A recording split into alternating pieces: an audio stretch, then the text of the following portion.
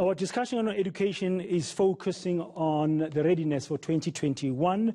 We're focusing on basic education in today's special. We've heard how COVID-19 has really affected the curriculum, learning in particular this year. So what is 2021 likely going to look like? We've heard that it's not a lost generation, but there's been big gaps in terms of learning. There are challenges of access, for example, to learning on digital platforms. There'll be some form of automation. But we had a very good contribution there, in my view, by Professor Fleisch, saying there's radio, there's television. We must think broader than just mobiles. But for this segment, I just want to get a sense from you. Can I start with you, Lebogang, from the independent schools? What are you telling parents? I've picked up we've picked up at ENZ that some parents are worried, about whether or not they'll get spaces in schools. You represent independent schools. I think you've got about 850 member schools in the country, both well-resourced and under-resourced. So what do you tell parents now in October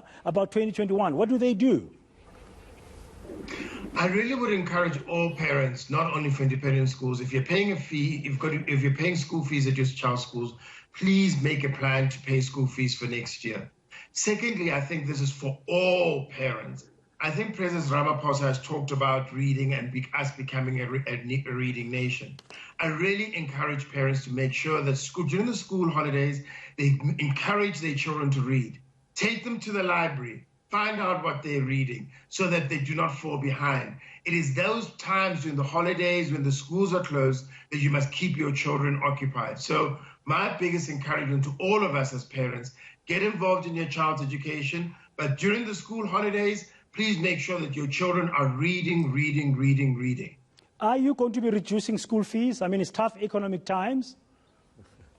I really must say, and what I'm very proud of and really pleased to see, our member schools have really not increased fees by very much this year. Some of our schools, for both low fee and high fee schools, have not increased fees, and some are increasing fees between 1%, 2%, or 3%, but certainly nothing more about 4%. As you would know, school fees generally have always increased above inflation, and we, even as an association, have frozen our subscriptions for our membership for next year. So I think that as a sector, we've adjusted very well to the realities of COVID-19 and the economy. Do you have special facilities in place to help stagger the payment of those fees? Certainly so. And I think that also what I really would encourage parents, if you've lost your job or, as we know, people's salaries have been cut, please immediately go to your school and tell them this so that they can make arrangements for you. The difficulty is when parents do not communicate with the school.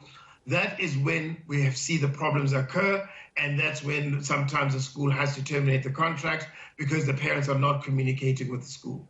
Now, public schools are a different kettle of fish. David, I don't know your thoughts around parents. I mean, one of the biggest issues is with the backlog in learning, with the gaps in learning, some learners will stay behind, and while other pupils are going to move on. So you're going to have, with the internal grades particularly, I'm not talking about grade 1, I'm not talking about grade 8, but with the internal grades, you're going to have less movement from grade to grade than we've had in the past, some staying behind, some new coming in. So parents might be worried, will they get spaces? So, Dan, let me just jump in there and just reassure parents. So parents who are watching this, just to reassure you that unlike other countries in the world, and especially in Africa, our leadership, the Minister of Education and the Head of Education, have been agile and they've been thoughtful and been very wise in how they've managed this crisis. And so the grades, all grades, are being tested on reduced work at the end of the year. So I don't expect we're going to see the kind of failure rates that you're talking about. We will have the normal pass rates. Everyone will go through who should go through. Obviously, there's going to be some children who've dropped out of the system who are going to return, and I think that's going to be where there might be some additional students. But on the whole, it's going to be everyone going through to the next grade. We're going to start 2021, and the next year is going to be up to every single school with the help from the department to fill in the backlog and make up the work that was missed, that is needed to scaffold. But we've been in good hands. The department have given us great leadership, and so I don't want parents to be worried at all.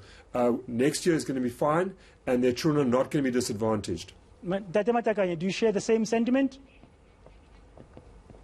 No, what I want to advise parents on is that they must keep on knocking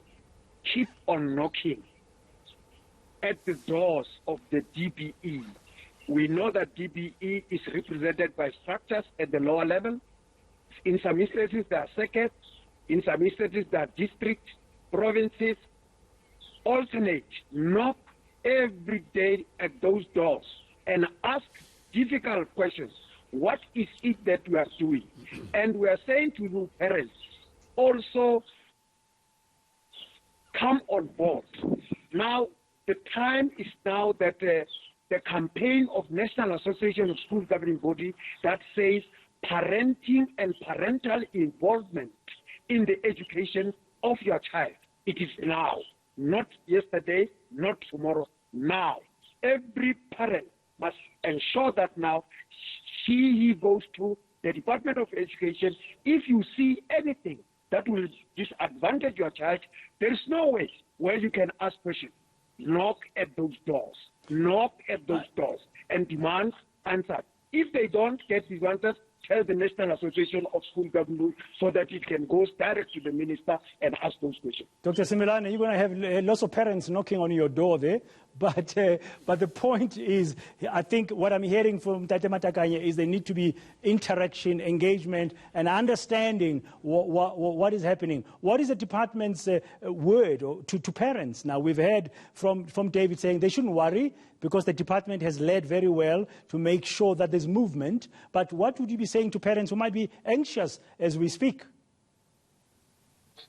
Thank you. And in addition to what my colleagues have already articulated in terms of what parents are have to think about the education of their children, I would like to remind parents that basic education is providing lesson plans through the broadcast solution, both on television and radio, and DBE even has its own channel, which has come to existence with the engagements between basic education and SABC. But also we have packaged a lot of support which we have delivered to school. Therefore, parents are encouraged to touch base with schools, whether their children continue learning from home or whether they go back to school in 2021. But the role of the parent can never be underestimated. Parents are our very critical stakeholders. Without them playing their role of encouraging and seeing to it that their children at home are learning, are studying, are engaging with their books and everything that happens in their education. I think that's going to be critically important, as Mr. Matakanya has indicated. If there is any time that parents need to be involved in the education of their children, it is now. Okay. Now, the minister is lost. There is so much that has been put in place. There are many mechanisms, like I say, even support mechanisms. When parents want to get support for their children to learn and learn effectively, they need to touch base with their local schools. Okay, but everything the fact, has been provided. yeah, Dr. Simelane, sorry to cut you there. The fact remains that 2021 is going to be a different academic year. Just at the beginning of this month, Minister Angie Motshekga announcing the new calendar, she said we must expect more changes in terms of the school. Just on the question, for example, of social distancing, what kind of impact will that have? What kind of differences should we anticipate in 2021? When we continue our discussion, as we go towards its conclusion, we'll try and focus on that.